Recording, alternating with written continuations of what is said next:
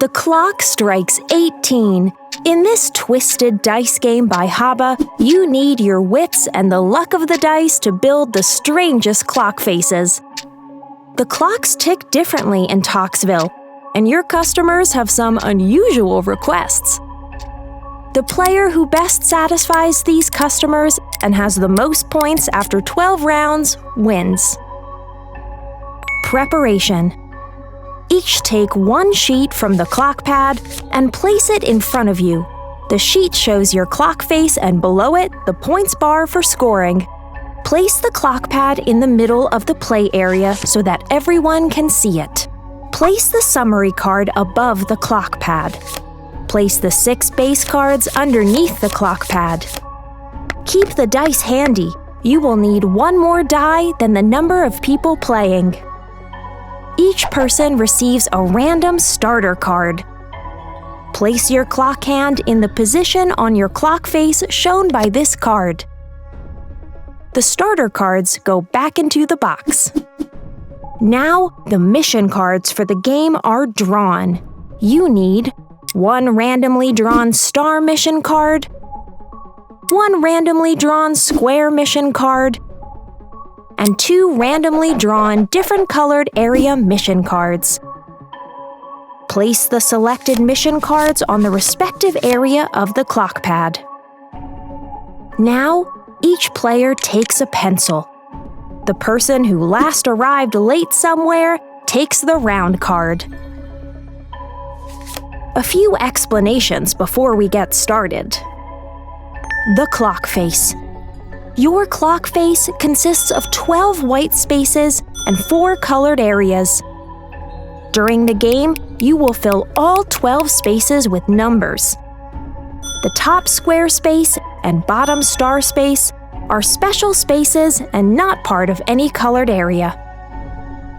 The space on the far left applies to the purple and blue colored areas. The space on the far right applies to the yellow and green colored areas. There are no stipulations for entering the numbers like a normal clock. The numbers do not have to be in ascending order and can also appear more than once. This means you can enter the numbers however you like to score as many points as possible. How do you score points? The square space, the star space, and 2 of the 4 colored areas score points in each game. The mission cards you placed show you which of the numbers you entered score points. Of course, there are also points for number sequences. We'll explain all this to you when it's time for scoring. The base cards. In each round, you place 1 die on a free base card. Each of the 6 base cards has an effect that changes the die placed on it. Okay, this one here doesn't. If you place a die on this card, the result of the die stays the same. This card, however, increases or decreases the number on the die by 1 if you place a die on it. This means that 0 or 7 are also possible. This card doubles the number on the die, which means that 8, 10, or 12 are also possible. The number on the die placed on this card is multiplied by 3. This means that 9, 12, 15, or 18 are possible. Only a die showing a 2 or 5 can be placed on this base card. If you place a die here, you get a 7, 9, or 11 for your clock face. And this card gives you an 8, 10, or 11, but only if you place a die showing a 1 or 6 on it. Let's get started. Take turns in a clockwise direction and play 12 rounds. Do you have the round card? Then roll all the dice. Choose a die and place it on a free base card. Remember, only 1 die can be placed on each base card. Apply the effect of the selected base card to the die and enter the result. To do this, write the result in one of the next 3 free spaces on your clock face, starting with your clock hand and moving clockwise. Spaces in which you have already entered numbers are skipped when counting. Then, turn your clock hand to the space you have just filled in. The next person in a clockwise direction then selects one of the remaining dice, places it on a free base card, applies the effect, and enters the result in one of the next 3 free spaces on their clock face. As soon as everyone has done this once, the round ends.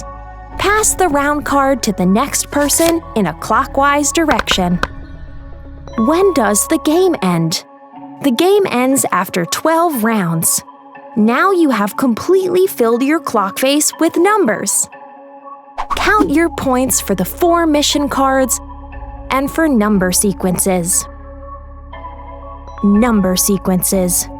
A number sequence consists of at least 3 directly consecutive ascending numbers that you have entered in adjacent spaces in a clockwise direction. The longer the number sequence, the more points you get. The summary card shows you exactly how many. Mission cards. There are 2 square mission cards.